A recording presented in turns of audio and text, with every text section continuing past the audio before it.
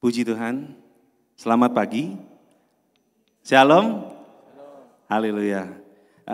Bersukacita sekali pagi hari ini kita dapat berkumpul kembali di tempat Tuhan. Kiranya hati kita terus bersukacita, bersyukur bahwasanya Tuhan senantiasa baik bagi setiap kita. Ada amin Bapak Ibu? Amin. Kita mulai ibadah kita, saya undang semua untuk bangkit berdiri. Haleluya. Kami bersyukur Tuhan buat segala kasih setia Tuhan yang kami alami sepanjang minggu ini Tuhan. Bahwa penyertaan Tuhan tidak pernah lepas dari hati kami.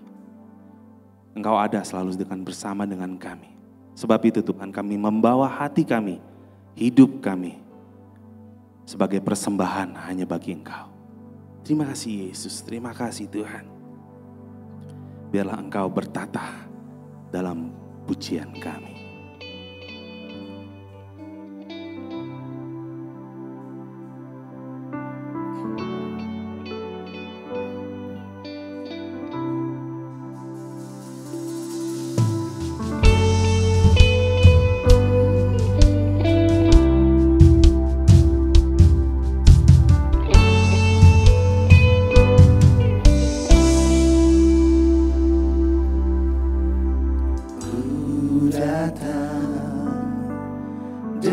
Syukurku membawa kerinduanku, Yesus, ingin ku menyenangkanmu. Karyamu Tuhan indah bagi setiap kami. Karyamu indah bagiku, kasih-Nya menyelamatkanku, Yesus. Inilah persembahanku. Katakan ku membawa hatiku Tuhan. Ku membawa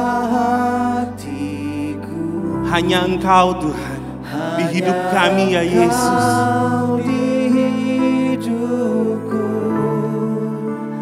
Yesusku, Kau terindah. Selamanya ku menyembahmu, ku membawa inilah persembahan kami Tuhan. Inilah persembahanku untuk Engkau Yesus. Untuk Yesusku yang terindah. Selamanya ku menyembahmu, Yesus.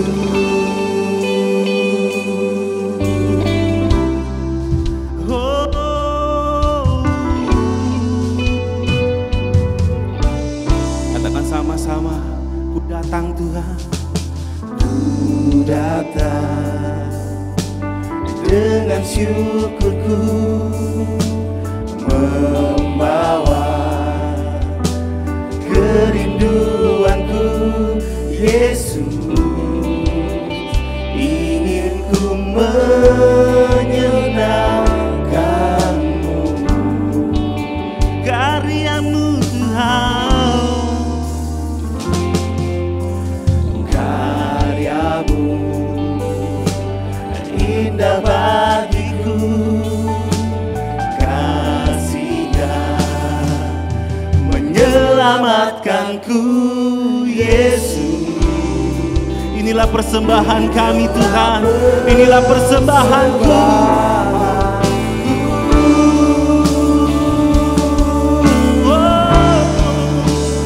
ku membawa hati, Hanya Engkau di hidupku. Yesus, Kau terindah, selamanya ku menyembahmu. Kami membawa hidup kami Tuhan. Yesus, Yesus. Inilah persembahanku untuk Yesus yang terindah, selamanya ku menyembahmu. Yesus, bawaku erat di hadirat-Mu. Hatiku persembahan, Hatiku persembahkan bagimu. jiwaku tenang Tuhan. Jiwaku tenang di hadirat-Mu.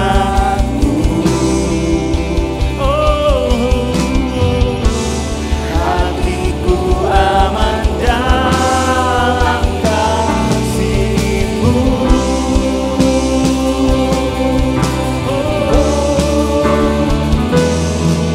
Membawa hati, hanya Kau di hidupku. Yesusku, Kau terindah,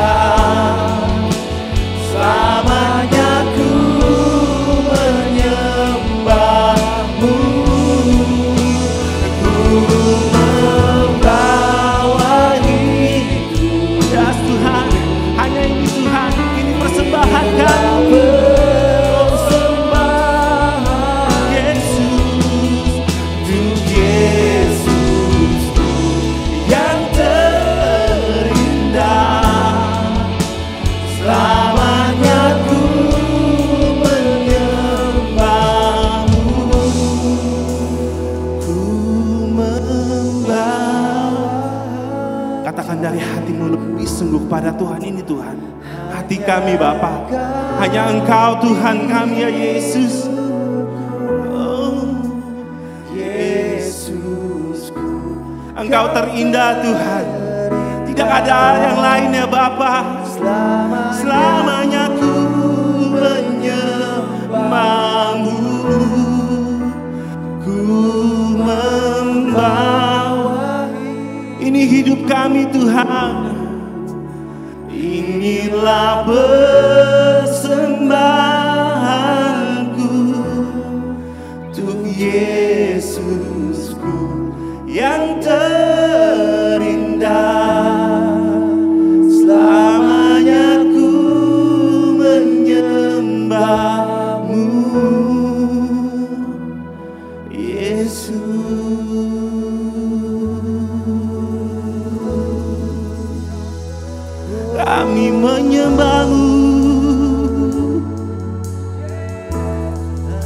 kami membawa hatiku, membawa hidup kami Tuhan, hanya bagi-Mu.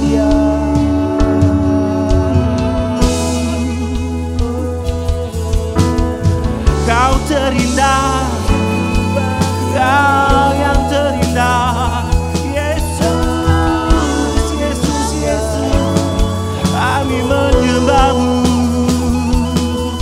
Engkau ajaib Tuhan, Engkau baik ya Tuhan.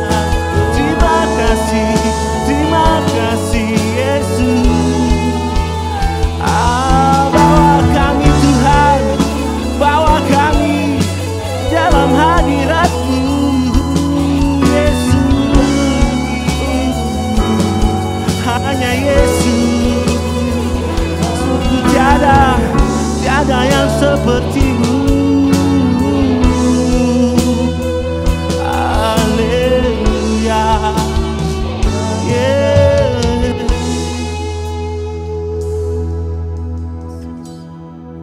Terima kasih Tuhan. Ini hidup kami yang mau menyembah-Mu. Ini hati kami Tuhan, yang kami persembahkan hanya bagi-Mu.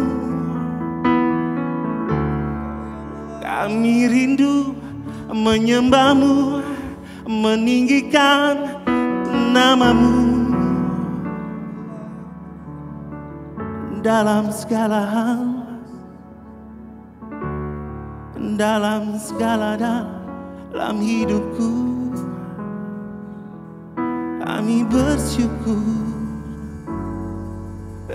bersyukur Tuhan.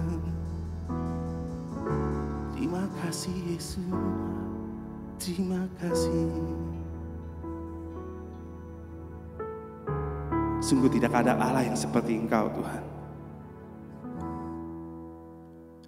di mana Engkau mau menyerahkan nyawa-Mu Tuhan bagi setiap kami. Bahkan sampai kami hari ini hidup Tuhan, bukan karena kuat dan hebat kami ya Bapa, tapi karena pertolongan dan kasih Tuhan yang selalu menyertai kami sepanjang hidup kami Tuhan. Pagi hari ini Tuhan, biarlah kami membawa setiap hati kami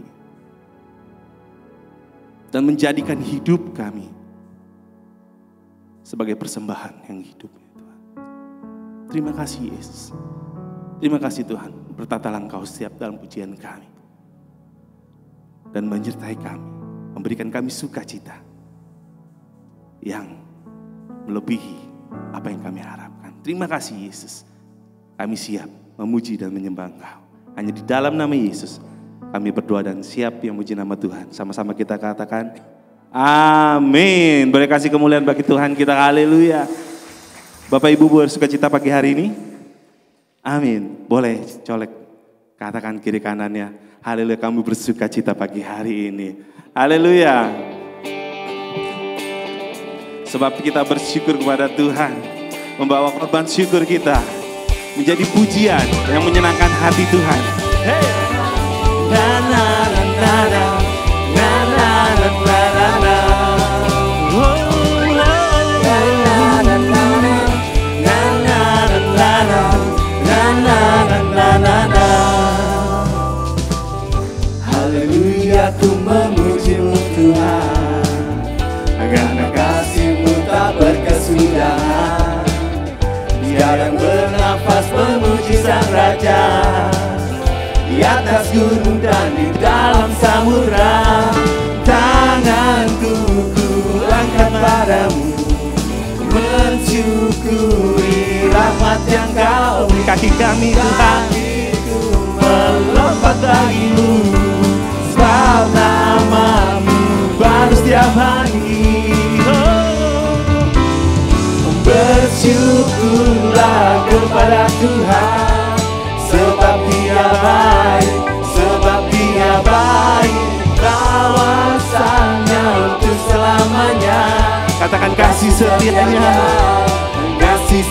setianya. Na na na na na na na na na na na na na na na. Haleluya, ku memuji-Mu Tuhan, karena kasih-Mu tak berkesudahan. Tiada yang bernafas memuji Sang Raja, di atas gunung dan di dalam samudra. Tanganku ku angkat padamu, mensyukuri rahmat yang Kau beri. Kakiku melompat bagimu, sebab rahmat-Mu baru setiap pagi. Bersyukurlah kepada Tuhan, Sebab Dia baik, Bapak Ibu. Dia baik. sebab Dia baik.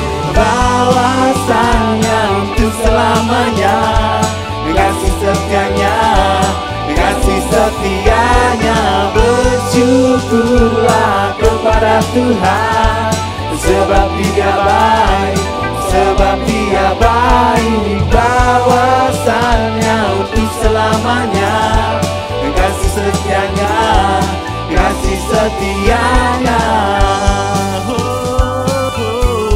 Engkau baik Tuhan, Engkau baik ya Yesus.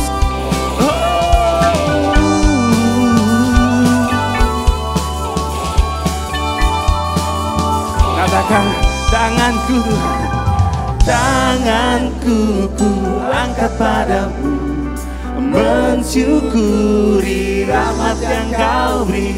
Kakiku melompat bagimu, sebab rahmat-Mu baru setiap pagi.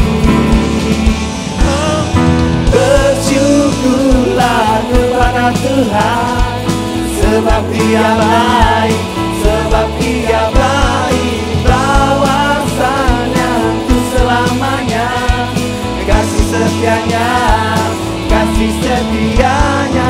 Bersyukurlah kepada Tuhan, sebab Dia baik, sebab Dia baik. Bahwasanya untuk selamanya, kasih setianya, kasih setianya. Na na na na na na na na na na na na na na.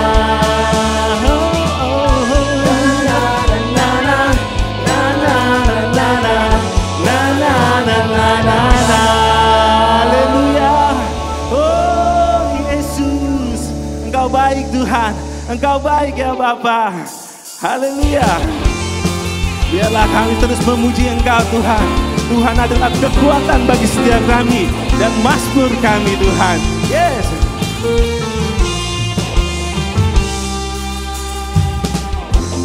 Tuhanlah kekuatan dan mazmurku, Dia gunung batu dan keselamatanku. Hanya padamu hatiku percaya,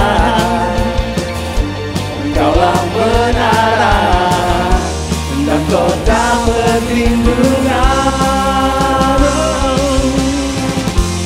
Ku mau selalu bersyukur, sebab cinta-Mu padaku takkan pernah berubah.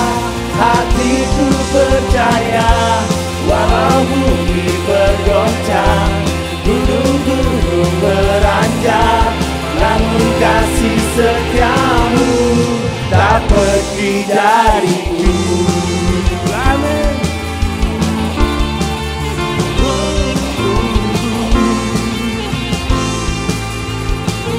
Tuhanlah kekuatanku, Tuhanlah kekuatan dan mazmurku, Dia gunung batu dan keselamatanku. hanya padamu, hanya padamu hatiku percaya, Engkaulah menara dan kota perlindungan. Ku mau selalu bersyukur, sebab cinta-Mu padaku takkan pernah berubah. Hatiku percaya, walau bumi bergoncang, gunung-gunung beranjak, namun kasih setiamu tak pergi dariku.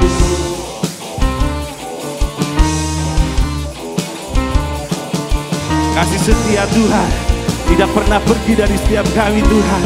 Sebab itu Tuhan, biarlah kami mengucap syukur. Ku mau selalu bersyukur sebab cintamu padaku. Amin ya Yesus. Takkan pernah berubah. Hatiku percaya, walau bumi bergoncang, gunung-gunung beranjak, namun kasih setiamu tak pergi dariku. Ku mau selalu bersyukur sebab cintamu padaku takkan pernah berubah. Hatiku percaya, walau bumi bergoncang, gunung-gunung beranjak, namun kasih setiamu tak pergi dariku. Kasih setiamu tak pergi dariku. Kasih setiamu tak pergi dariku.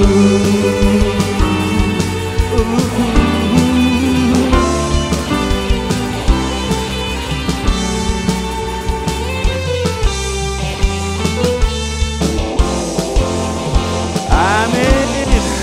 Haleluya. Bapak Ibu boleh silakan duduk kembali. Haleluya Yesus. Terima kasih Tuhan. Terima kasih Yesus. Kasih setiamu Tuhan tidak pernah meninggalkan setiap kami ya Yesus yang percaya pada Engkau. Dan Tuhan, kami tahu Tuhan bahwa Engkau adalah Tuhan yang benar. Tuhan yang tidak pernah memberikan kecurangan bagi setiap kami. Engkau adalah Tuhan yang adil Yesus. Tuhan yang setia. Terima kasih Tuhan. Engkau adalah Tuhan yang tidak pernah mengecewakan kami Tuhan. Sedetik pun Tuhan tidak pernah.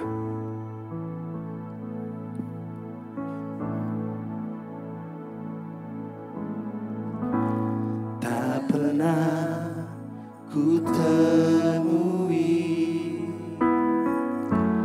kecurangan padamu, sebab Kau Allah yang benar. Tak pernah ku dapati Engkau lalai Tuhan dalam setiap janjimu bagi setiap kami Tuhan. dalam janjimu, sebab Kau Allahku, Allah yang setia. Kau tak pernah kecewakan yang berharap padamu. Tiap firman-Mu digenapi. Kau Allah yang setia.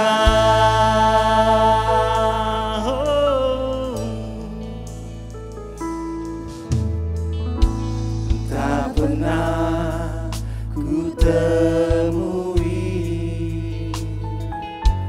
kecurangan padamu. Sebab Engkau Allah yang benar Tuhan. Kau Allah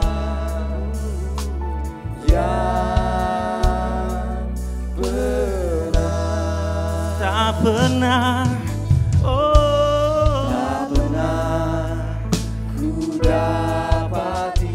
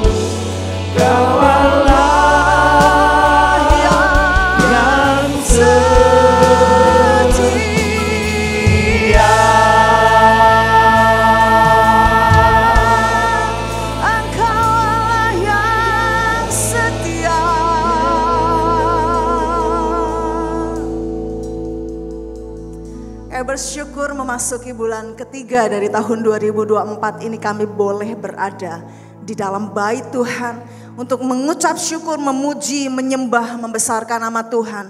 Dan terlebih dalam lagi kami rindu untuk hidup kami dipimpin oleh kebenaran firman Tuhan.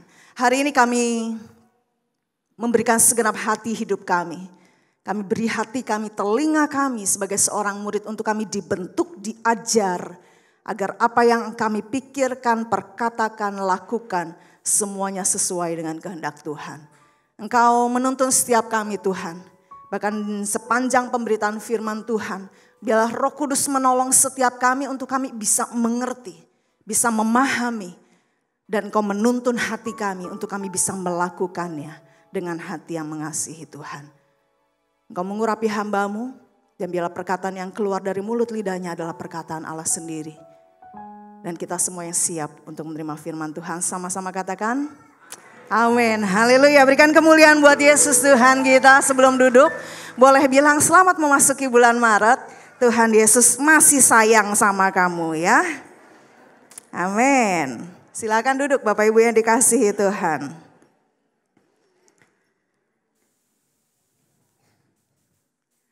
Hari ini kita akan belajar.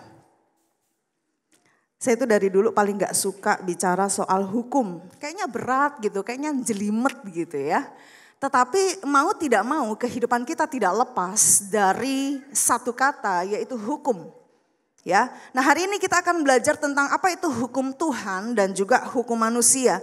Bagaimana kita bisa melihat hidup kita bukan hanya berjalan di bawah hukum. Tetapi hukum itu ternyata mengarahkan kehidupan kita untuk bisa mencapai apa yang Tuhan kehendaki. Nah di dalam Kamus Besar Bahasa Indonesia hukum itu ada 4 pengertiannya. Ya. Yang pertama bicara tentang peraturan atau adat ya. Makanya kita sering bilang hukum adat di sini mah begini gitu ya. Nah ketentuan ini buat apa? Peraturan ini buat apa? Yaitu untuk mengikat dan biasanya itu dikukuhkan oleh penguasa setempat, pemerintah setempat. Makanya hukum setiap negara berbeda. Bahkan kalau di Indonesia hukum setiap daerah, setiap provinsi pun berbeda-beda. Ya. Nah kemudian pengertian yang kedua adalah hukum bicara tentang undang-undang, peraturan untuk apa? Untuk mengatur pergaulan hidup masyarakat. Nah ini yang seringkali kita sebut dengan norma. Ya, ada aturan yang tidak tertulis tetapi itu ada hukumnya. Oke. Nah, kemudian yang ketiga adalah patokan atau kaidah mengenai peristiwa. Nah, biasanya ini kita sebut dengan hukum alam. Jadi kalau misalkan Bapak Ibu tuang air, airnya enggak ke atas. Airnya ke bawah. Ya, itu hukum alam. Kemudian yang berikutnya adalah hukum bicara tentang keputusan yang ditetapkan oleh hakim. Jadi kalau misalkan ada terdakwa setelah ditunjukkan semua fakta-faktanya baru ditentukan hukumnya. Apakah dia bersalah atau tidak. Itu bicara tentang hukum. Nah bagaimana firman Tuhan bicara tentang hukum. Mari kita lihat di dalam Keluaran 24 ayat yang ke-12. Firman Tuhan berkata kepada Musa, naiklah menghadap aku ke atas gunung dan tinggallah di sana. Maka aku akan memberikan kepadamu loh batu yaitu hukum dan perintah yang telah kutuliskan untuk diapain? Diajarkan kepada mereka. Nah yang menarik di sini adalah ternyata kata diajarkan ini bukan seperti kita ngajar. Betul diajarkan ya. Tetapi kata diajarkan ini yaitu diambil dari bahasa Ibrani artinya yarah.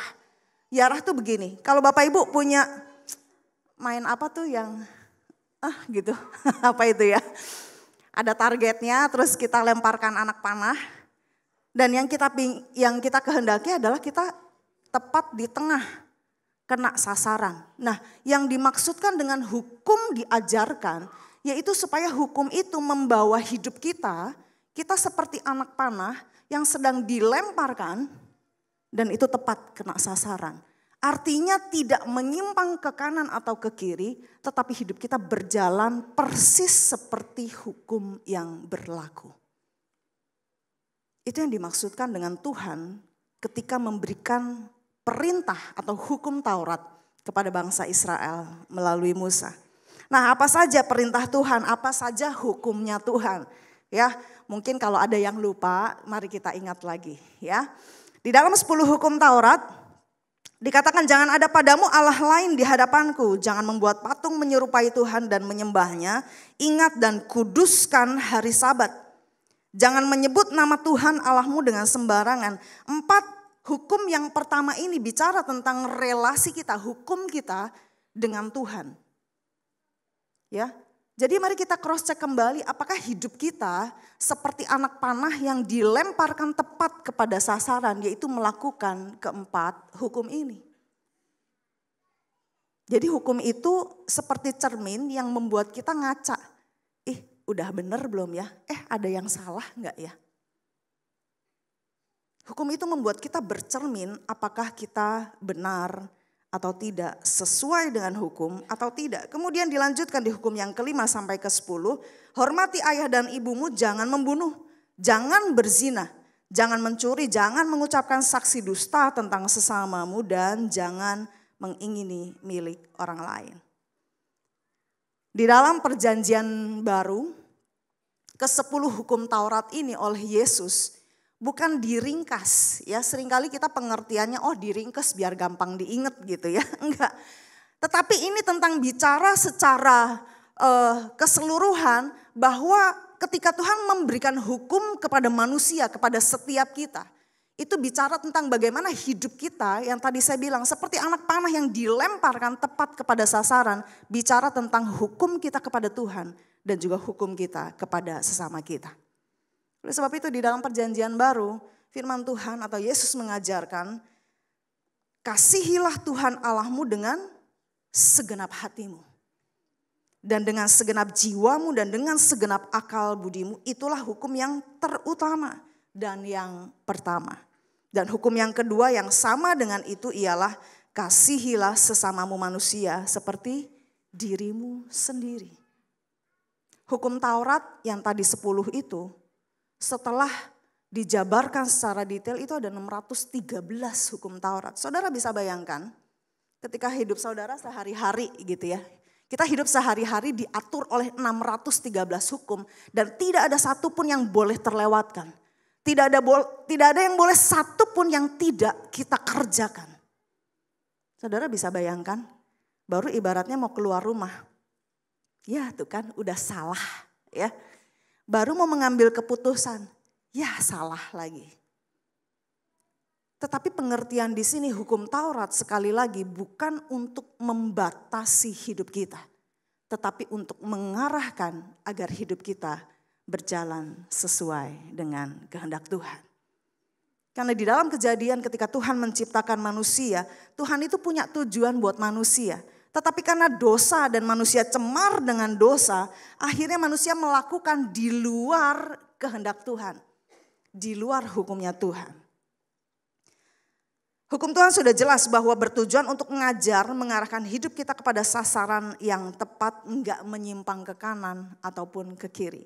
Di dalam 1 Yohanes 3 ayat 4 di sini saya kasih 2 versi terjemahan ya. Yang pertama di terjemahan baru bahasa Indonesia. Setiap orang yang berbuat dosa melanggar juga hukum Allah. Sebab dosa ialah pelanggaran hukum Allah. Ya, jadi dosa itu ada hukum Allah, nah kita melanggar itu dosa. Kemudian di dalam terjemahan English Standard Version dibilang begini. Everyone who makes a practice of sinning, berdosa, also practice lawlessness. Artinya ketika orang berdosa, dia enggak lagi menganggap hukum itu ada. Enggak ada hukum, enggak ada kendali. Dia berbuat sesuka hatinya. Melewati dari apa yang hukum itu tetapkan. Nah di sini kata dosa, ini dalam satu ayat yang sama tetapi memiliki 2 pengertian. Yaitu adalah anomia dan hamartia. Ya, anomia itu artinya benar-benar manusia ketika hidup dalam dosa, mereka menganggap bahwa hukum itu enggak ada. Jadi mereka suka-suka mereka, mau bikin apa terserah mereka. Mereka tidak menganggap hukum itu ada, bahkan termasuk hukumnya Tuhan. Dan kemudian di dalam pengertian berikutnya hamartia, ingat tadi bahwa ketika Tuhan kasih hukum Hukum itu tujuannya untuk apa? Supaya kita tepat sasaran. Ternyata kita nggak tepat sasaran. Di situ disebut apa? Failing to hit the mark. Kita gagal untuk mencapai target yang ditetapkan Allah. Luncas bahasa Indonesianya. Miring. Nggak tepat kepada sasaran, itu dosa. Jadi dengan kata lain, nggak ada sedikit pun dari manusia yang baik dan bisa nyenengin hati Tuhan. Kenapa? Karena manusia sudah cemar dengan dosa. Oleh sebab itu manusia berusaha bikin apa? Bikin hukum buat diri mereka sendiri. Tuhan memberikan hukum kepada manusia melalui Musa untuk menuntun umat Israel ini hidup sesuai Tuhan dengan kehendak Tuhan. Dan hukum itu tujuannya untuk mendatangkan keteraturan, ketertiban, dan mengarahkan hidup kita mencapai tujuan Tuhan. Ya, tapi saya tidak sedang berkata begini. Karena kita hidup, masih ada aturan-aturan manusia, hukum-hukum manusia, terus kita bilang begini. Kemarin khotbah bilang kita harus ngikutin hukum Tuhan. Berarti hukum pemerintahan mah gak usah diikutin. Salah. Ya, salah lagi ya. Jadi memang hukum itu tidak lepas dari kehidupan kita. Manusia berusaha untuk membuat hukum, tujuannya apa yang tadi di dalam pengertian Kamus Besar Bahasa Indonesia, bahwa peraturan itu dibuat untuk mengatur supaya semuanya berjalan tertib, teratur, ada hukumnya. Dan jikalau hukum-hukum manusia itu adalah bertentangan dengan hukum Tuhan, ya tentunya kita tidak perlu lakukan. Apa sih hukum manusia yang bertentangan dengan firman Tuhan? Nanti kita lihat ya. Ternyata ini cukup menarik. Kenapa? Karena Yesus sendiri melanggar hukum. Nah, saudara pasti kaget. Yesus Tuhan melanggar hukum? Iya, nanti kita lihat bersama-sama ya. Tidak ada sedikit pun dari diri manusia yang baik. Paulus bilang begini, ketika aku ingin lakukan yang baik, justru yang jahat yang aku kerjakan. Kenapa? Karena natur manusia ketika mereka sudah jatuh dalam dosa, keinginannya selalu bertentangan dengan kehendak Tuhan. Jadi setiap hari kita selalu diperhadapkan dengan keputusan-keputusan, pilihan-pilihan. Apakah kita mau melakukan kehendak Tuhan atau melakukan keinginan diri kita sendiri. Nah, di tengah-tengah ada yang namanya hukum Tuhan. Sebagai apa? Sebagai satu patokan, sebagai satu cermin untuk kita ngaca. Kalau saya lakukan ini, ikut kehendak Tuhan atau melawan kehendak Tuhan. Nah, pada saat kita ngaca, kita jadi bisa bercermin dan kita bisa jadi tahu, oh kayaknya ini salah. Ya udah saya ikut lakukan kehendak Tuhan. Jadi setiap hari saudara nggak perlu heran bahwa setiap detik bahkan kita selalu diperhadapkan dengan keputusan-keputusan untuk memilih apakah kita melakukan hukum Tuhan atau keinginan kita sendiri. Enggak ada hukum sama sekali. Dalam Mazmur 119 ayat 11 Raja Daud menuliskan ini. Ini yang membuat kita untuk bisa tetap berjalan hidup di dalam kehendak Tuhan. Di dalam terjemahan bahasa Indonesia masa kini firman Tuhan bilang begini. Ajaranmu kusimpan dalam hatiku. Yang tadi ajaran yang mana? Yang tadi yang Tuhan beri kepada Musa. Yang Yesus ungkapkan kembali di dalam perjanjian baru. Yaitu untuk mengasihi Tuhan Allahmu dan juga mengasihi sesamamu. Ajaran itu yang harus kita simpan dalam hati. Supaya apa? Supaya kita enggak luncas. Supaya kita tepat sasaran. Supaya kita tidak berdosa di hadapan Tuhan. Jadi hukum diberikan supaya kita enggak berdosa. Kenapa? Karena kita sudah berdosa. Karena natur kita ini bawaannya pinginnya selalu melakukan hal yang jahat. Selalu pingin melakukan hal yang bertentangan sama kehendak Tuhan. Jadi ini yang harus kita lakukan. Biarlah ajaran Tuhan, hukum Tuhan disimpan dalam hati. Tapi jangan kayak deposit box ya. Disimpan aja gak dilihat-lihat, disimpan aja gak dijadikan cermin untuk kita bisa mengambil keputusan yang benar. Supaya jangan aku berdosa kepada Tuhan. Hukum Taurat mematikan bagi yang tidak melakukannya dan tidak ada manusia yang sanggup menyelamatkan diri dari pelanggaran hukum Taurat. Bahkan Tidak ada manusia yang sempurna bisa melakukan seluruh hukum Taurat. Yang tadi saya bilang hukum Taurat ada 10. Tetapi ketika di breakdown semua bicara tentang jangan mencuri itu macam-macam gitu ya. Jangan mencuri itu mencuri apa-apa itu ada hukumnya. Total itu ada 613 hukum. Apakah kita sanggup melakukannya? Saya enggak yakin. Dengan kecenderungan kita untuk melawan hukum Tuhan, saya enggak yakin kita bisa melakukannya. Karena bahkan di dalam pikiran pun kita bisa berdosa.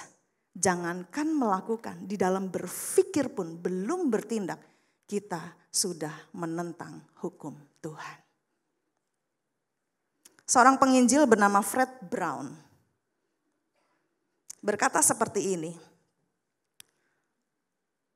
Dia menggunakan 3 ilustrasi dalam menjelaskan penerapan hukum Taurat yang benar. Yang pertama dia bilang begini, dia menyamakan hukum Taurat seperti cermin kecil.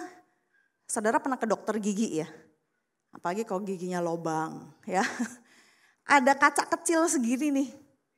Untuk ngelihat lobangnya ada di mana seberapa besar. Lobangnya cerminnya itu dimasukkan ke dalam mulut kita untuk lihat lobangnya. Tetapi pertanyaannya, apakah cermin itu bisa menutupi lobang gigi saudara? Bisa nggak? Nggak bisa. Dia cuma bisa melihat. Oh lobang. Oh lobangnya besar. Oh lobangnya kecil. Oh parah nih. Oh giginya busuk. Dia bisa melihat.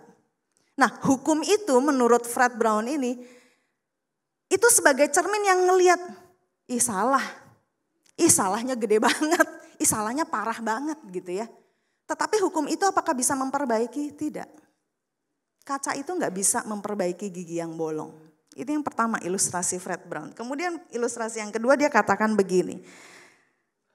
Membandingkan hukum itu seperti senter. Saudara kalau mati lampu gitu ya, terus kan langsung nyalain senter. Terus saudara mulai cari sekring listrik ya. Ternyata turun gitu ya. Atau memang ternyata emang mati listriknya. Tetapi apakah senter itu saudara bisa colokin ke sekringnya, kemudian listriknya bisa nyala? Enggak bisa. Hukum itu untuk menunjukkan apakah kita benar atau tidak. Hukum itu untuk menunjukkan apakah kita hidup sesuai dengan hukum itu atau tidak. Sehingga akhirnya dia berkata seperti ini, hukum Taurat Allah dapat mengungkap dosa, tetapi tidak memberikan pemecahannya. Jawabannya cuma satu, yaitu di dalam Yesus Kristus. Dengan segala dosa yang kita lakukan, pelanggaran-pelanggaran di dalam hidup kita, hukum Allah bisa menjadi cermin buat kita untuk mengungkapkan dosa kita. Tetapi jawaban hanya ada di dalam Yesus Kristus. Di dalam 1 Timotius 1 ayat 8 firman Tuhan bilang begini. Kita tahu bahwa hukum Taurat itu baik asal diajarkan sesuai dengan tujuan utamanya. Banyak orang pakai hukum Taurat untuk menghakimi. Yang tadi saya bilang cermin. Bahkan mungkin kita pasang cermin gede-gede. Bayangkan kalau satu ruangan ini isinya cermin semua. Sehingga kita bisa lihat nggak cuma diri kita. Kita nggak cuma lihat kesalahan kita, tapi kita juga bisa lihat kesalahan orang lain. Dan bukankah kita seringkali cenderung untuk lebih melihat kesalahan orang lain daripada kesalahan diri sendiri. Oleh sebab itu Yesus bilang begini, jangan kau lihat selumbar di mata orang lain, tetapi kau lupa ada balok di matamu sendiri. Kita seringkali pakai hukum untuk menghakimi orang lain, bukan untuk memeriksa, menyelidiki hati sendiri. Apakah aku benar di hadapan Tuhan atau enggak? Yesus telah menanggung kesalahan kita di atas kayu salib dan dia menawarkan kehidupan yang baru. Apa yang tidak bisa dilakukan oleh hukum Taurat, yaitu untuk menyelamatkan orang yang udah kadung melanggar hukum Taurat. Apa yang tidak bisa dilakukan oleh hukum Taurat, Yesus bisa melakukannya. Hal ini terjadi pada seorang pemuda kaya raya. Jadi begini, sekalipun seseorang dengan sempurna bisa melakukan hukum Taurat, tetapi ternyata itu tidak bisa menyelamatkan dirinya. Saudara ingat kisah pemuda yang kaya raya yang dia datang kepada Yesus, dia bilang begini, dia kaya raya, terus kemudian dia bilang begini, Tuhan, apa yang harus saya lakukan untuk saya bisa memperoleh hidup kekal? Ini orang Kristen ibaratnya bahasanya ya. Dia bangsa Israel, dia orang Yahudi, dia percaya sama Tuhan, kemudian dia bilang, apa yang harus saya lakukan supaya saya bisa memperoleh hidup yang kekal? Kemudian Yesus bilang apa? Apakah engkau sudah melakukan hukum Taurat? Kemudian dengan bangga dia bilang, aku udah melakukan semuanya. Apalagi yang kurang? Dia bahkan nantangin Tuhan. Apalagi yang kurang? Semua udah aku lakukan. Taurat yang ditetapkan oleh Allah melalui Musa, dia bilang dia sudah kerjakan, apalagi yang kurang. Kemudian Yesus meminta dia menjual seluruh harta kekayaannya dan ikutlah aku. Tetapi kemudian dia merespon dengan apa? Dia pergi dengan sedih. Kenapa? Karena hartanya sangat banyak. Dalam tahap ini, saya rindu setiap kita belajar. Enggak cuma melihat bahwa hukum itu cuma jadi cermin untuk melihat apakah diri kita benar atau tidak di hadapan Allah. Tetapi biarlah hukum Tuhan itu enggak cuma sekedar jadi peraturan yang kita pampang mungkin di rumah kita. Kita pajang di kamar kita. Oh enggak boleh ini, enggak boleh itu, enggak boleh ini. Tetapi firman Tuhan bilang apa? Jangan cuma hanya tertulis di loh batu, tetapi tertulis juga di dalam loh daging, yaitu hatimu. Artinya apa? Jangan sampai kita melakukan hukum Tuhan hanya sebagai persyaratan saja. Tapi bukan atas dasar karena kita mengasihi Tuhan.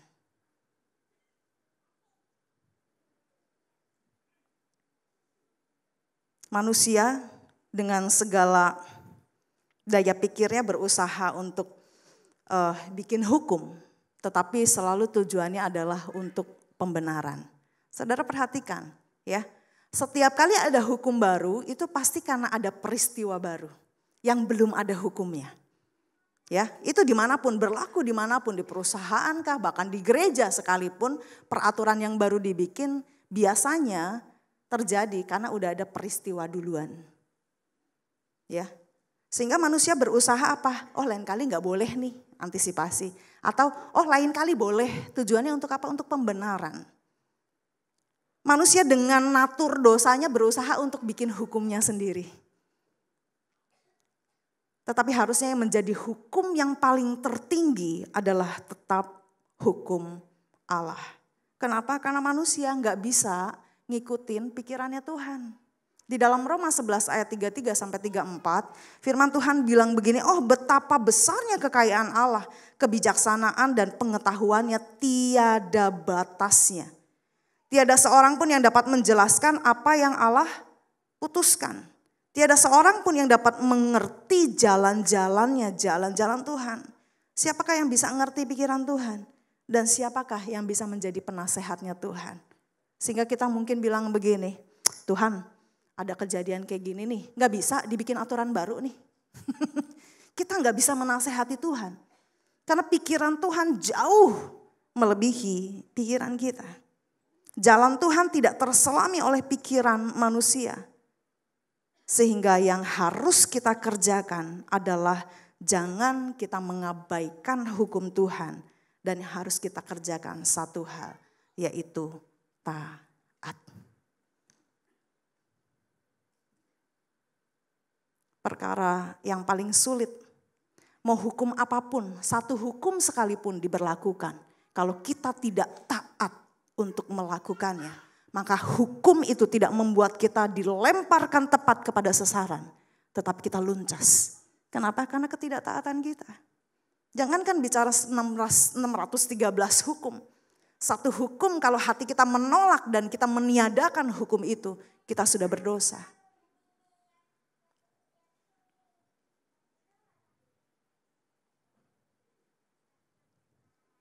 Jadi yang diperlukan oleh setiap kita adalah taat untuk melakukan hukum Tuhan. Boleh bilang ke kanan kirinya, taat ya mulai dari sekarang. Terus colek balik, lu juga. Jangan gua aja ya. Ngingetin saudara ya, saling ngingetin. Karena memang taat ini bukan perkara yang mudah. Tetapi Allah akan menyanggupkan kita. Orang bilang begini, hukum itu ada untuk dilanggar. Betul? Betul. Wah tuh betulnya kenceng. Hukum ada untuk dilanggar. Kenapa? Ya itu tadi saya bilang. Natur manusia itu selalu pinginnya keluar dari hukum. Jangan buang sampah sembarangan ya dalam ruang ibadah. Ntar juga ada yang bersihin. Lupa. Ya nanggung, gak usah diambil. Ya. Ke kantor jangan datang terlambat ya. Sekali-sekali mah boleh lah. Ya. Entah kenapa kecenderungan manusia itu selalu pingin nabrak. Ada hukum apa tabrak aja. Kayaknya gak enak gitu kalau ada hukum terus gak dilanggar kayaknya gak enak gitu ya. Nah, itu kecenderungan manusia kenapa? Karena yang tadi saya bilang manusia itu dengan natur dosanya selalu pingin ngelanggar hukum. Apapun itu. Jangankan hukum Allah, hukum manusia aja bisa kita langgar. Nah, yang menarik adalah ternyata Yesus sendiri melanggar hukum. Dia adalah lawbreaker. Melanggar hukum apa? Dia melanggar hukum manusia. Sebab dia Allah. Orang gak bisa jalan di atas air, Yesus bisa. Nanti saudara pulang praktek, kalau misalkan ada yang pingin ke kolam renang, saya mau jalan di atas air gak ya? Nyemplung, tenggelam yang ada ya. Tetapi Yesus melanggar hukum ini, hukum manusia. Terus ketika kita bilang begini, gue sebel tuh sama dia, ya udah musuhin aja. Ya, kita seringkali mungkin kasih nasehat kayak gitu ke teman kita ya. Dia jahat sama gue, udah musuhin aja, gak usah deket-deket, jauhin aja gitu ya. Tetapi firman Tuhan bilang apa? Kasihi musuhmu. Bahkan ketika Yesus berada di atas kayu salib, dia bilang apa? Bapa ampuni mereka, sebab mereka gak tahu apa yang mereka perbuat. Dan Tuhan bilang apa? Jangan balas kejahatan dengan kejahatan, tapi balas kejahatan dengan kebaikan. Ini nabrak hukum semua. Sehingga akhirnya kita dengan natur dosa kita jadi stres sendiri. Jadi orang Kristen kok susah ya?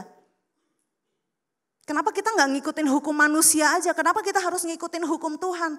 Karena hukum Tuhan selalu nabrak dengan hukum manusia. Karena hukum manusia selalu kecenderungannya adalah untuk pembenaran.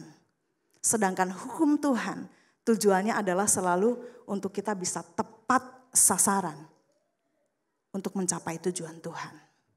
Firman Tuhan di dalam, nanti saudara baca di dalam mulai dari Keluaran sampai Ulangan itu diulang-ulang. Tentang engkau harus berjalan sesuai dengan ketetapan dan peraturan Tuhan supaya hidupmu beruntung. Supaya engkau mendapat berkat. Nah itu yang seringkali kita anggap susah. Tapi kita lupa bahwa ketika kita melakukannya kita tepat kepada sasaran, kita akan mendapatkan apa yang menjadi janji Tuhan dalam hidup kita. Sebagai seorang alim ulama, pemuka agama, Yesus makan sama pemungut cukai. Koruptor gitu ya. Sebagai seorang bos, sebagai seorang pemimpin, biasanya kita lebih cenderung apa? Anak buah, tolong dong, ambil itu, tolong dong, gitu ya. Tetapi yang Yesus lakukan nabrak hukum manusia. Dia mau turun, merendahkan dirinya, dan dia basuh kaki murid-muridnya. Hukum Tuhan selalu nabrak dengan hukum manusia.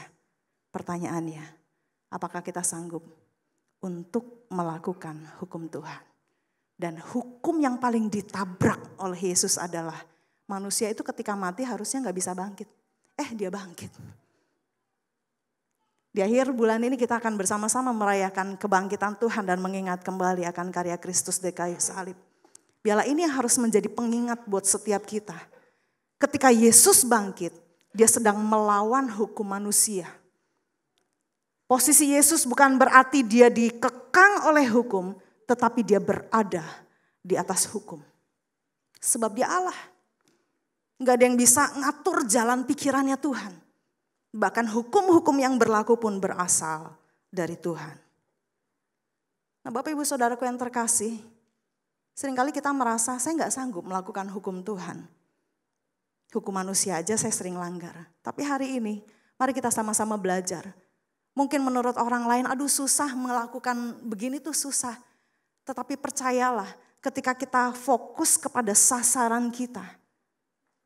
Dan Yesus yang sudah menjamin untuk kita sanggup melakukannya. Marilah kita bersama-sama untuk bisa melakukan hukum Tuhan. Mungkin buat saudara berjalan di atas air, impossible. Ya. Dan saya memang gak minta saudara berjalan di atas air. Ntar kalau kelelep ya repot ya. Tetapi intinya begini, seringkali kita dikekang oleh keraguan kita bahwa Tuhan sanggup tolong kita.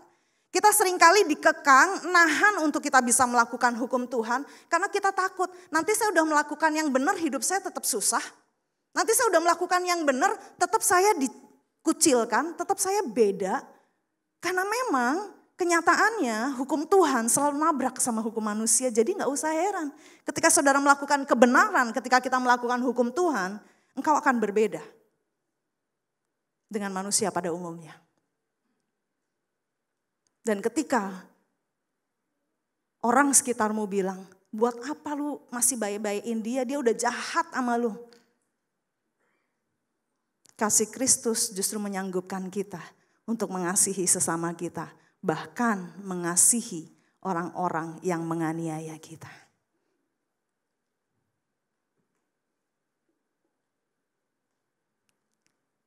Saya selalu ketika berdoa ya, berdoa untuk setiap jemaat Tuhan, hal ini yang seringkali diingetin sama Tuhan.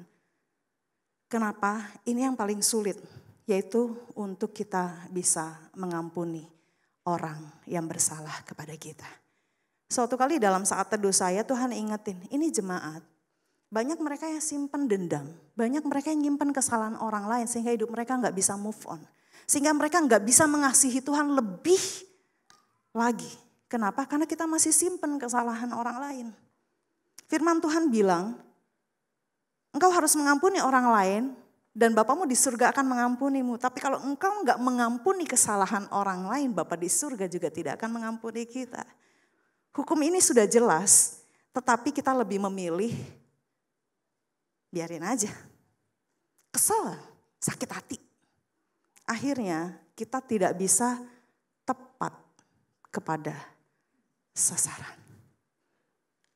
Hidup kita luncas. Dan perhatikan, ketika engkau tidak tepat kepada sasaran, engkau sedang hidup di dalam dosa. Upah dosa adalah maut. Mau sampai kapan kita bergumul dengan dosa yang ujung-ujungnya akan mendatangkan maut buat hidup kita. Kita gak pernah tahu kapan Tuhan panggil kita pulang. Tapi pastikan mulai dari sekarang kita mengarahkan hidup kita. Ngikutin ketetapannya Tuhan. Ngikutin hukumnya Allah. Supaya hidup kita tepat kepada sasaran, tidak menyimpang ke kanan atau ke kiri dan kita akan masuk ke dalam kerajaan Allah yang kekal. Nah di bulan Maret ini saudara, saya sarankan bahwa setiap kita Bapak Ibu Saudara dikasihi Tuhan, kalau saudara punya catatan, catat. Karena bulan ini kita akan banyak belajar tentang apa itu hukum Tuhan. Karena seringkali kita lupa, manusia itu gampang lupa sama peraturan. Ntar pada saat udah kena peringatan, iya saya lupa. Iya ini gak boleh ya. Oleh sebab itu mari kita belajar untuk tahu, belajar, mengingat, mencatat apa yang jadi hukum Tuhan untuk kita kerjakan. Kita akan belajar bagaimana ngebedain di area abu-abu. Ini firman Tuhan gak ngomong, Alkitab gak ngomong ini boleh apa enggak sih. Ya. Dan bagaimana hukum kasih itu bisa kita kerjakan dalam hidup kita. Bagaimana kita memandang Yesus sebagai pelanggar hukum, tetapi justru itu yang dikehendaki Tuhan untuk kita lakukan. Bukan melanggar hukum Allah, tetapi melanggar hukum manusia. Wow, kita melanggar pemerintah? Tentu tidak. Ya seringkali kita bisa salah pengertian, dianggap melanggar hukum, kita terabas terus. Segala hukum yang bertentangan dengan hukum Allah,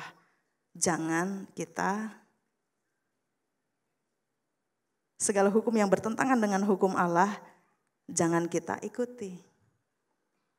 Ya, Tapi itu yang justru harus kita tidak lakukan. Viktor Frankl merupakan korban dari penganiayaan orang-orang Yahudi pada zaman Nazi. Ya, jadi dengan mata kepalanya sendiri dia melihat istri dan kedua orang tuanya dibunuh. Dan sejak saat itu justru dia mengamati bagaimana setiap manusia itu bisa punya dan melihat hidupnya tetap berarti meskipun dalam masa tekanan, di dalam penganiayaan. Dia adalah seorang psikolog dari Austria. Ya, waktu zaman Nazi itu pembantaian gila-gilaan, besar-besaran. Dan akhirnya ia menuliskan sebuah buku yang berjudul Man Search for Meaning. Manusia itu lagi cari arti hidupnya. Dan kemudian salah satu kalimat dia berkata seperti ini. Pada akhirnya manusia tidak perlu menanyakan apakah makna hidupnya. Ia hanya dapat menjawab kepada kehidupan dengan mempertanggungjawabkan hidupnya sendiri. Ia hanya dapat menjawab kepada kehidupan dengan cara bertanggung jawab. Kita yang sudah menerima anugerah Tuhan dengan cuma-cuma, seringkali hal yang remeh, hal yang kita anggap kita nggak perlu bayar apa-apa, hal yang gratis, kita merasa itu terlalu murah. Entar besok-besok saya juga bisa dapat lagi, kan barang gratis. Seringkali kita menganggap remeh kasih karunia Tuhan, anugerah Tuhan, sehingga hidup kita tidak menjadi seorang Kristen yang bertanggung jawab. Dalam arti apa? Ketika kita menjadi orang yang bertanggung jawab, kita tahu persis apa yang Tuhan mau kita lakukan dan apa yang Tuhan tidak mau kita kerjakan. Dan apakah dalam keseharian kita merenung dan bertanya, Tuhan ampuni saya, hari ini saya udah melakukan banyak hal yang Tuhan gak suka. Boro-boro kita nanya kayak gitu, hukum Tuhan apa aja kita mungkin masih belum jelas. Oh ini gak boleh ya, oh ini boleh ya. Sehingga setiap kali ketika kita diperingatkan, sehingga setiap kali cermin hukum itu ada dan menunjukkan dosa dan kesalahan kita baru tahu, oh ini gak boleh. Dan sebagai orang Kristen yang bertanggung jawab, marilah kita mengarahkan hidup kita kepada Tuhan. Kenal, ketahui, dan lakukan apa yang menjadi hukum Tuhan atas hidup kita. Supaya hidup kita tepat kepada sasaran. Mari saya undang kita bangkit berdiri dan mengundang tim Praise and Worship. Untuk kita bersama-sama menaikkan pujian ini, di tangan-Mu ini janjiku.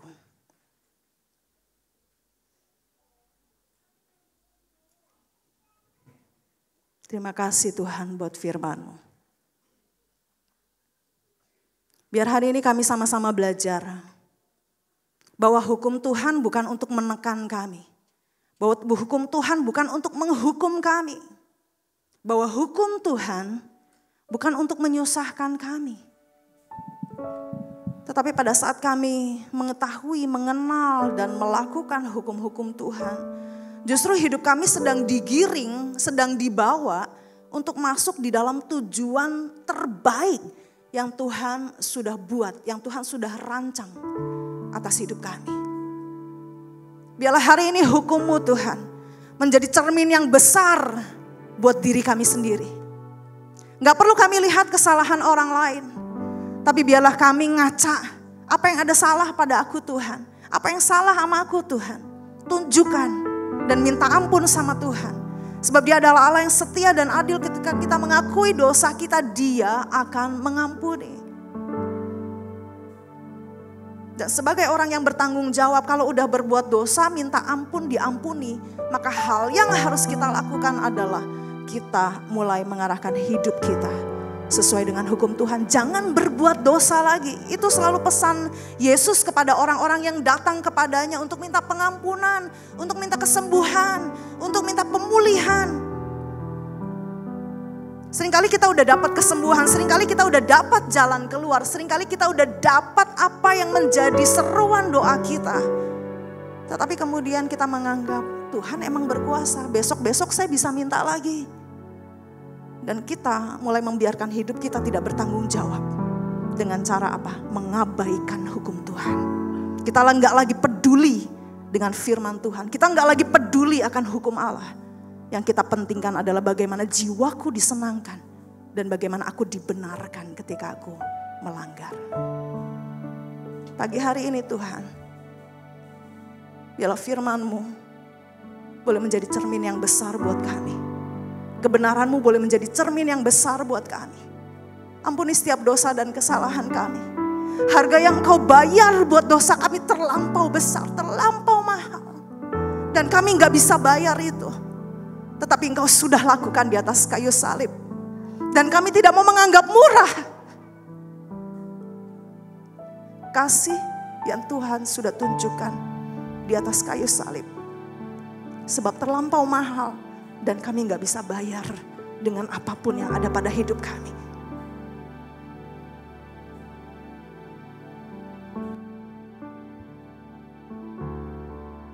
Di tangan-Mu ini janjiku, segenap hidupku untukmu. Kau mengatur, ya Engkau mengatur jalan hidupku. Ku milikmu selamanya.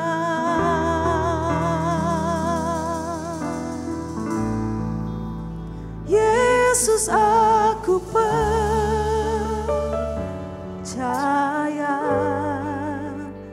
Yesus, aku milik-Mu. Ku hidup karena-Mu dan hanya untuk-Mu selamanya.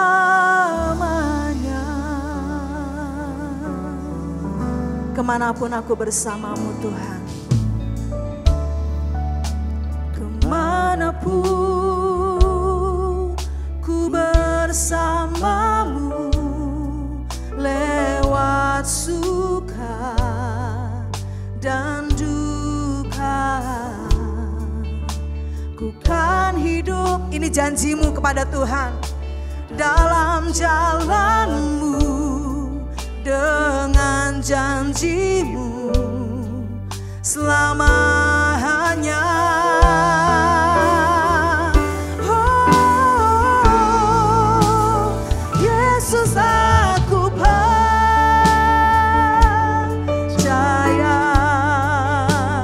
Yesus, aku milik-Mu.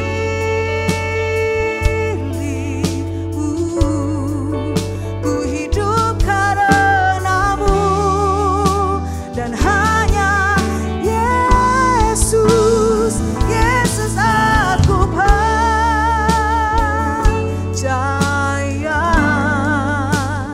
Yesus, aku milik-Mu.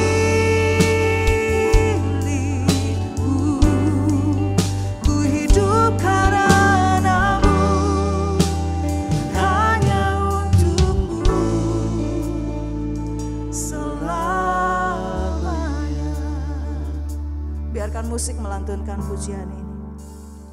Hari ini mari setiap kita datang secara pribadi kepada Tuhan. Jikalau kemarin-kemarin bahkan sampai tadi pagi sebelum kita melangkah masuk ke dalam bait Tuhan, adakah hal-hal yang kita pikirkan, hal-hal yang kita ucapkan, bahkan lakukan keluar dari hukum Tuhan? Karena kita merasa saya berhak untuk melakukan sesuka hati saya. Jika ada, saat ini hampiri Tuhan. Mohon pengampunan sama Tuhan. Akui segala pelanggaran kita. Dan terimalah dengan hatimu, segenap hatimu, karya pengampunannya. Dengan jangan melakukan kembali apa yang sudah kita langgar. Dan jangan bikin pelanggaran yang baru. Itu menandakan kita orang-orang yang bertanggung jawab terhadap hukum yang Tuhan sudah berikan dalam hidup kita. Hukum itu mengatur kita, ya, tetapi mengatur untuk kebaikan kita, mengatur untuk masa depan kita yang Tuhan sudah rancangkan buat kita. Hukum Tuhan untuk mengatur kita berjalan supaya kita nggak celaka. Hukum Tuhan untuk mengatur kita supaya hidup kita ada di dalam perlindungan Tuhan, ada di dalam pemeliharaan Tuhan, ada di dalam kedaulatan Tuhan. Hampiri Tuhan secara pribadi. Apapun yang menjadi komitmenmu, Tuhan mendengar dan Dia memperhitungkan. Terima kasih buat kebenaran firman-Mu pagi hari ini Tuhan. Ajar kami hidup sesuai dengan hukum Tuhan. Tidak melenceng ke kanan, ke kiri, gak menyimpang ke kanan, ke kiri. Tetapi tepat kepada sasarannya. Memang gak mudah buat kami. Tapi kami percaya Tuhan yang sanggupkan kami. Kami gak bisa melakukan ini dengan kekuatan kami sendiri. Karena natur kami selalu pinginnya dosa. Tetapi ketika kami mau menyerahkan hidup kami dipimpin oleh Roh Allah. Kami percaya Tuhan memampukan kami. Terima kasih Tuhan. Biarlah firman-Mu menjadi rema dalam hidup kami. Yesus aku percaya.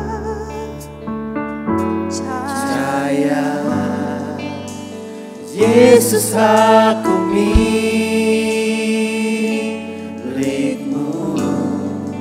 Ku hidup karena-Mu dan hanya untuk-Mu selamanya.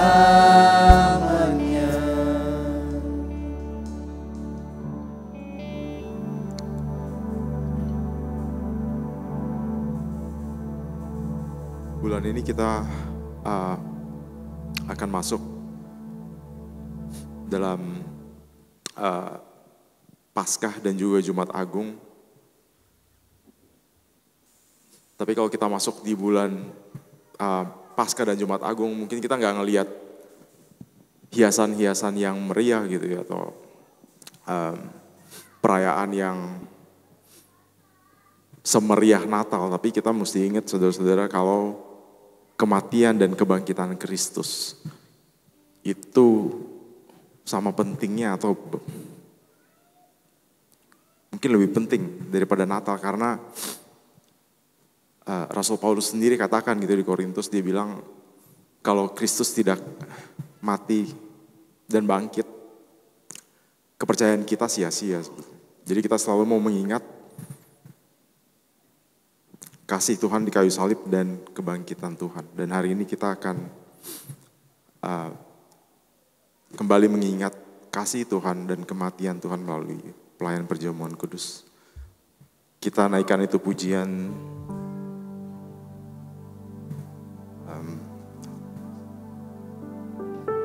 karena salib-Mu. Saya mengundang pelayan perjamuan kudus maju ke depan.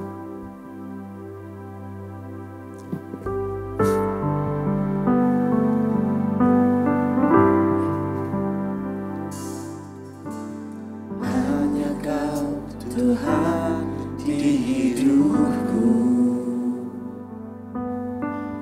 Kau berikan hidup yang baru. Darah-Mu menyucikan, pulihkan hatiku. Ku nyatakan Kaulah segalanya. Engkaulah sumber pengharapan.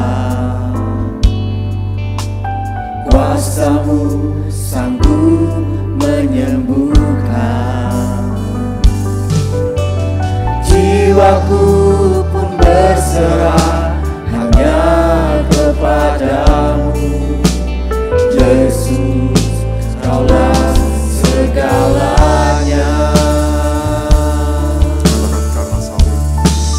Karena salib-Mu ku hidup. Karena salib-Mu ku menang. Engkau yang berkuasa, sanggup melakukan mukjizat-Mu. Karena salib-Mu ku hidup.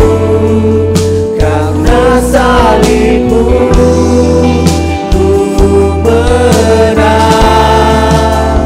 Engkau yang berkuasa, sanggup melakukan mukjizat-Mu.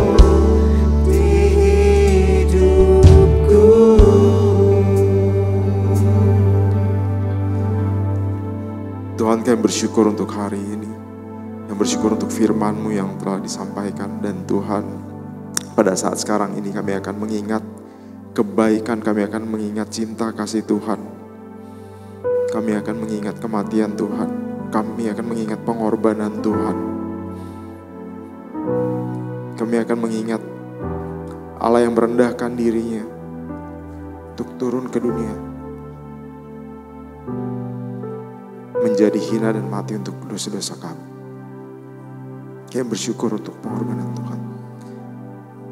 Ajar kami selalu untuk kami dapat mengingat betapa besar kasih Tuhan untuk hidup kami.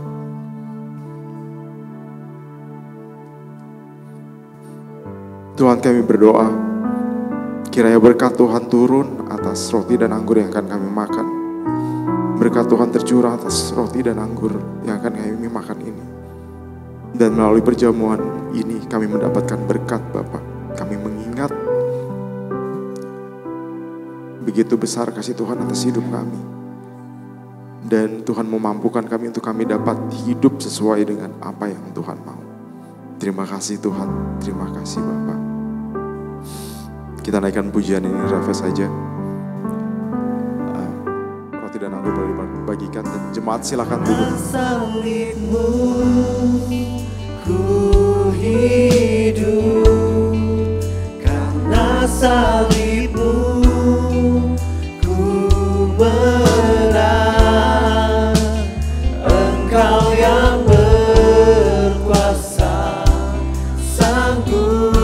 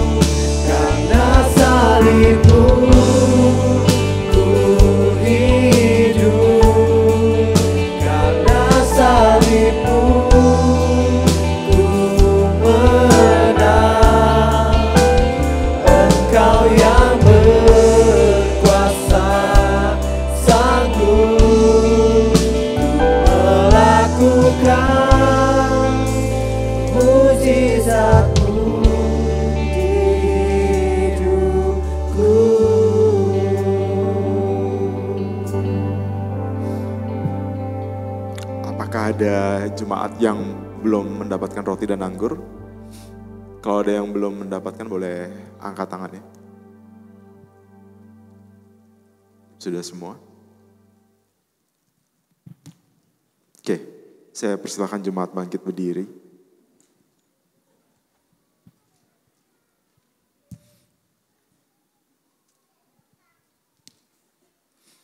Kita akan mendengarkan pembacaan firman Tuhan.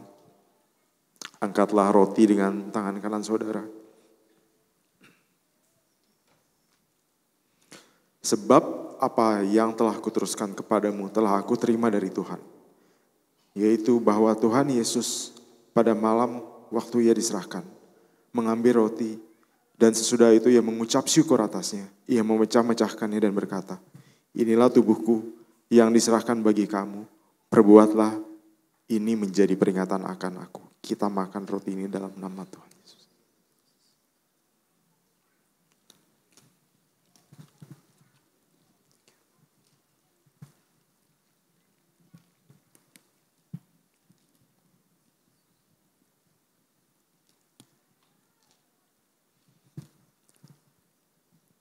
Angkat anggur dengan tangan kanan saudara. Demikian juga yang mengambil cawan sesudah makan, lalu berkata, cawan ini adalah perjanjian baru yang dimateraikan oleh darahku. Perbuatlah ini setiap kali kamu meminumnya menjadi peringatan akan aku. Sebab setiap kali kamu makan roti ini dan minum cawan ini, kamu memberitakan kematian Tuhan sampai ia datang. Silakan minum.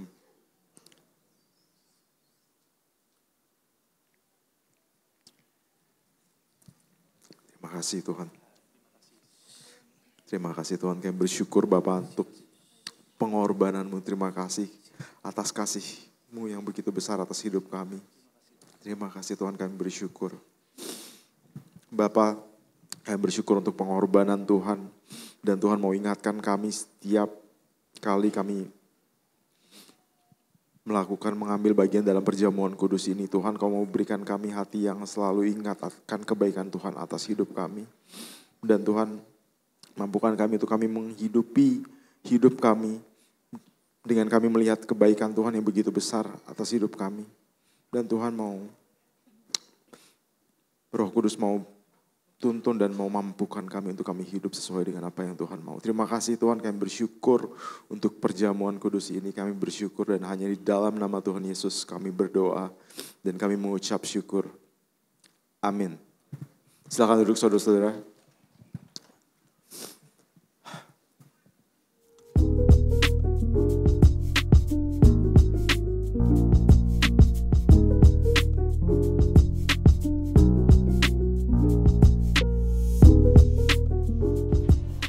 Shalom jemaat yang dikasihi Tuhan, kiranya kita selalu mengasihi Tuhan dengan segenap hati kita dan juga mengasihi sesama seperti kita mengasihi diri sendiri.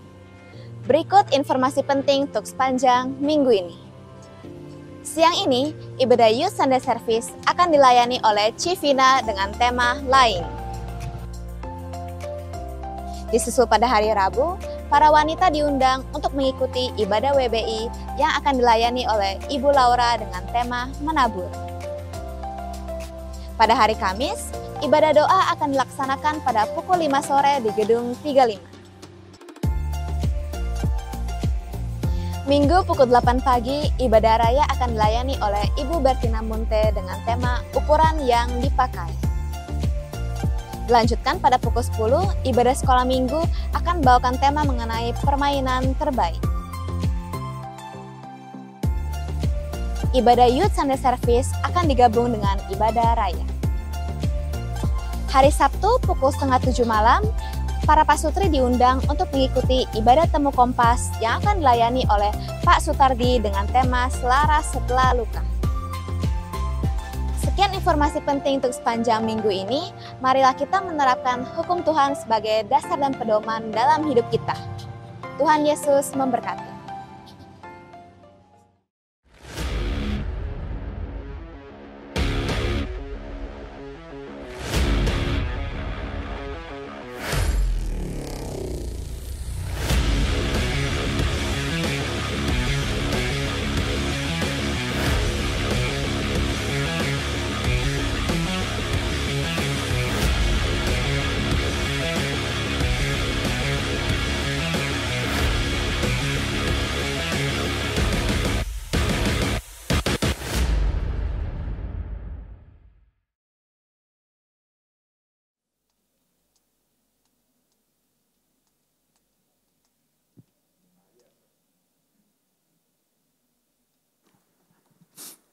Ya saudara, ada pengumuman yang akan saya sampaikan. Jadi dalam tahun ini kita ada mengaktifkan kembali komisi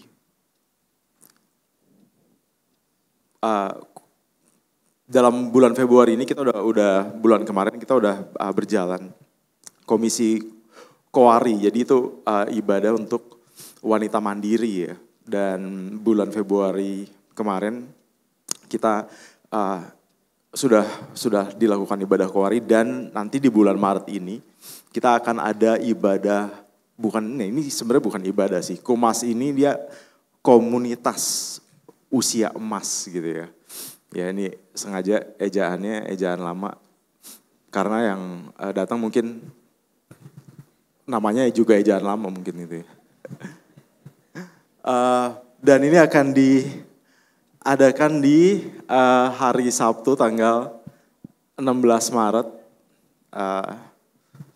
jam 9 di gedung 52 di lantai 2. Nah,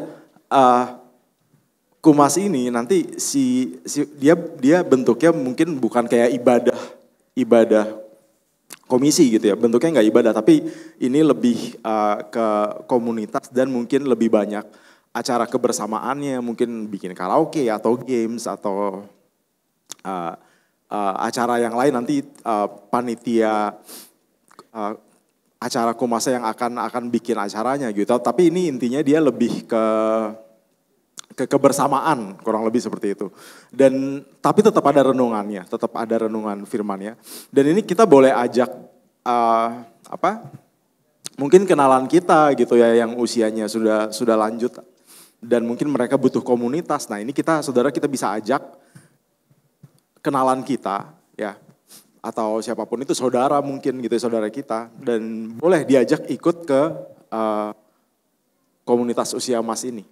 Karena di sini ya mungkin mereka akan dapat teman-teman baru, bisa main bareng, bisa karaoke bareng. Bisa karaoke sama Pak Tony. Nah Pak Tony ini nomor 1 kalau karaoke udah paling top kayak gitu ya. Jadi nanti bisa bareng ya. Ya ini akan diadakan tanggal 16 Maret. Jadi boleh diajak ya saudara-saudara ya. Kalau ada yang kenal atau saudara punya saudara gitu atau ya atau mungkin ada kakeknya atau papanya gitu boleh diajak aja. Tapi khusus untuk usia di atas 65 tahun berarti ya. Standarnya di atas 65 tahun kayak gitu. Ya. Oke, selanjutnya saya akan melaporkan tentang keuangan Natal tahun lalu. Ya, jadi puji Tuhan, kebutuhan Natal untuk tahun lalu itu pengeluaran yang dikeluarkan itu totalnya itu 68 juta kurang lebih ya. 68 juta dan itu pengeluarannya untuk acara kurang lebih 18 juta, keamanan 3,5 juta, untuk ABI ada 12 juta, untuk remaja ada kurang lebih sampai 4 juta, untuk sosial kita sampai 8,5 juta, konsumsi juga 18 juta dan itu pengeluaran kurang lebih total di 68 juta dan puji Tuhan untuk semua yang untuk persembahan janji iman dari saudara, kita masih lebih, saudara-saudara masih ada lebih 20 juta. Jadi kita thank you banget untuk persembahan dan janji iman saudara, dan ini kelebihannya akan kita alokasikan untuk Natal tahun depan dan akan dimasukkan untuk budgeting Natal tahun depan. Ya siapa tahu ya, maksudnya aku dulu pengen Natal itu mungkin siapa tahu kita bisa ada orkestra gitu ya. Ya mungkin tahun depan bisa orkestra mini aja tapi gitu, nggak yang gede-gede ya saudara. Oke, itu aja pengumuman dari saya. Ada tambahan lagi? Udah ya, udah semua ya. Oke, thank you saudara-saudara.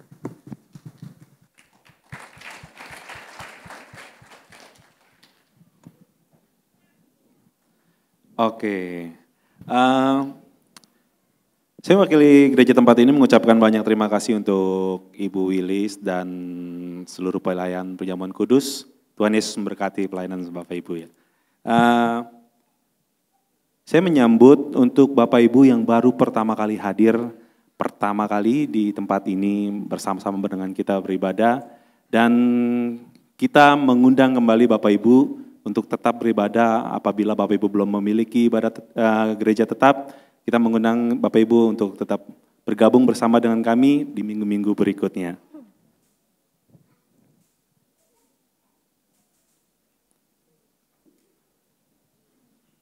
Oke, itu saja.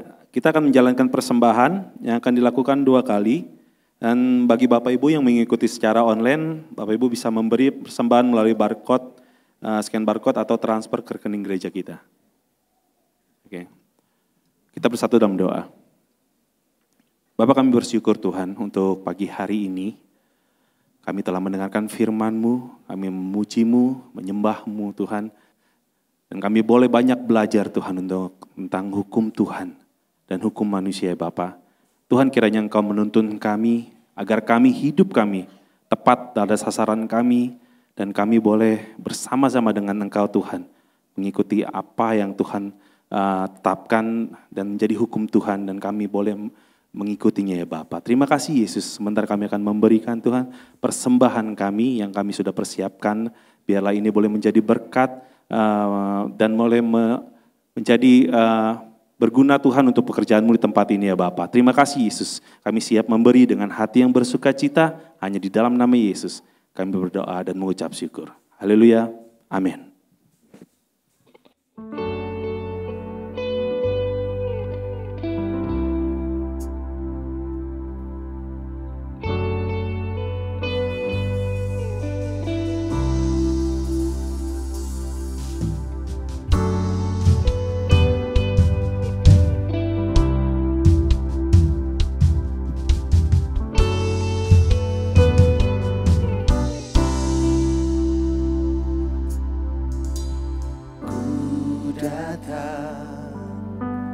Dengan syukurku membawa kerinduanku, Yesus,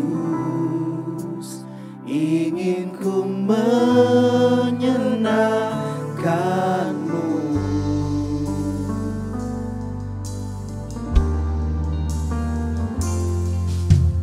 Karya-Mu indah bagiku, kasih yang menyelamatkanku, Yesus, inilah persembahanku.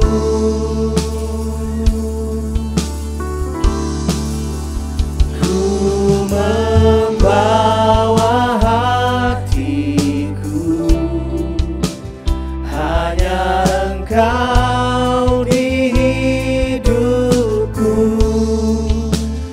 Yesusku, Kau terindah. Selamanya ku menyembah-Mu, ku membawa hidupku, inilah persembahanku untuk Yesusku yang terindah. Selamanya ku menyembah-Mu, Yesus.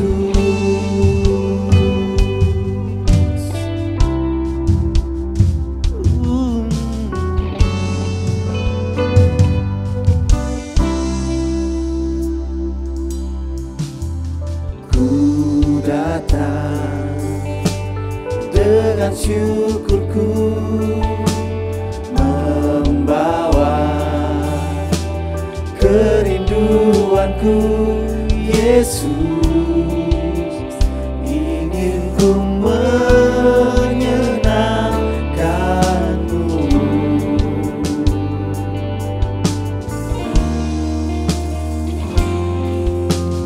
Karya-Mu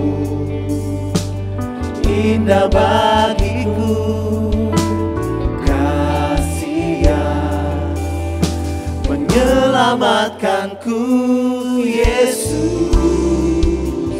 inilah persembahanku.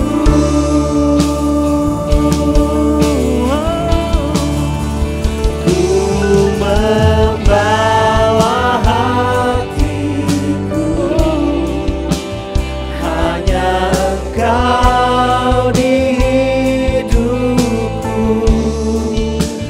Yesus, Kau terindah, selamanya ku menyembahmu. Ku membawa hidupku, inilah persembahanku untuk Yesusku yang terindah, selamanya ku menyembah. Ku membawa hatiku. Saya undang semua untuk bangkit berdiri. Membawa hatiku, Oh, hanya Engkau di hidupku. Yesusku, Kau terindah, selamanya ku menyembahmu.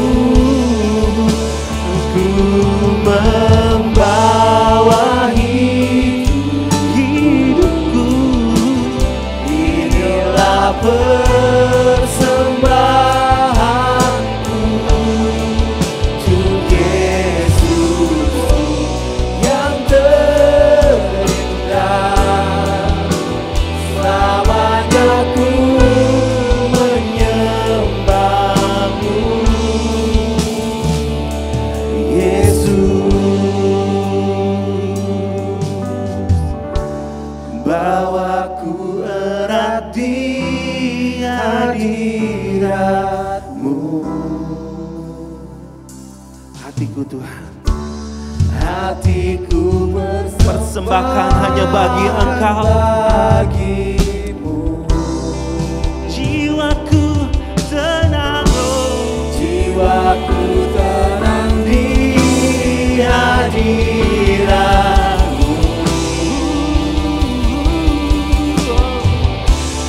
Hatiku aman dalam kasih-Mu.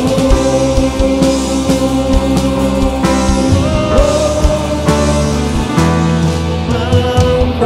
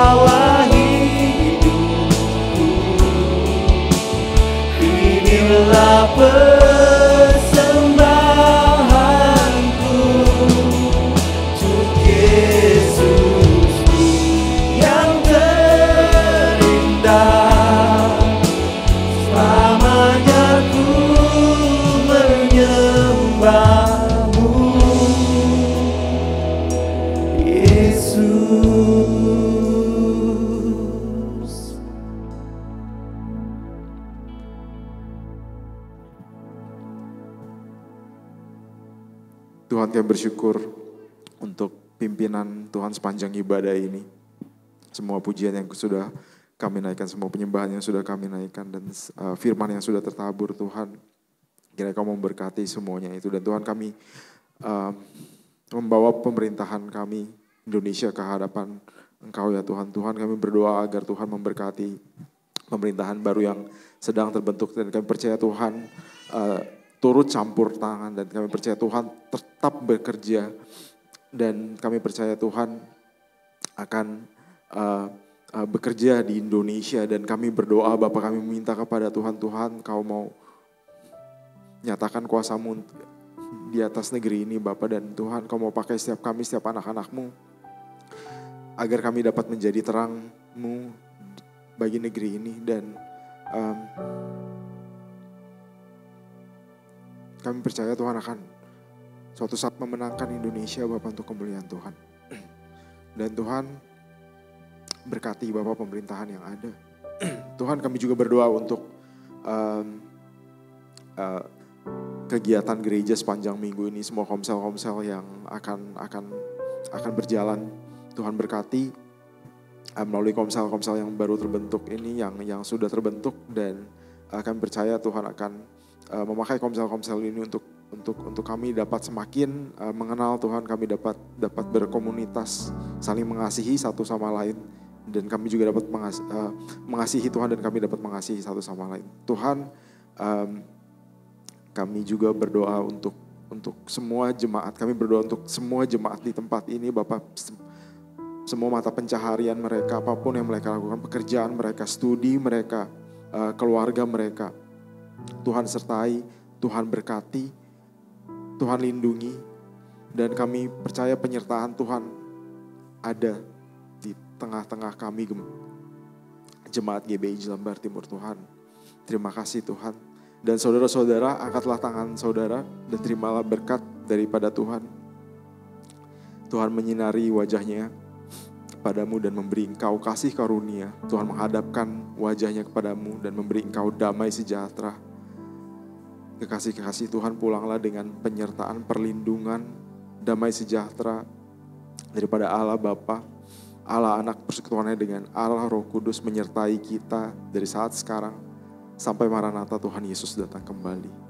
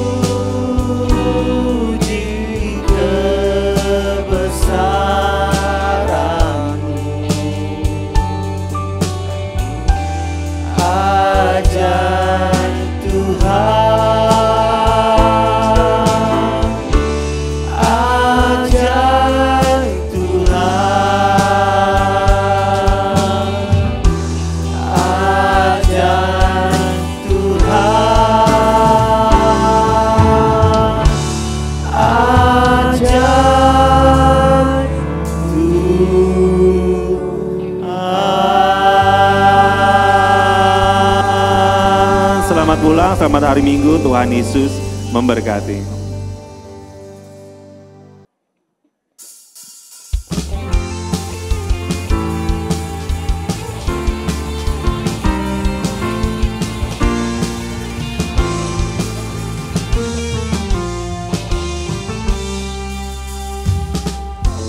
Tuhanlah kekuatan dan mazmurku, Dia gunung batu dan keselamatanku. Hanya padamu hatiku percaya, Kaulah menara dan kota perlindungan.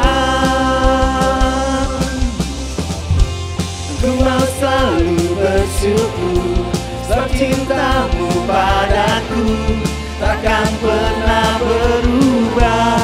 Hatiku percaya, walau bumi bergoncang, gunung-gunung beranjak, namun kasih setiamu tak pergi dariku.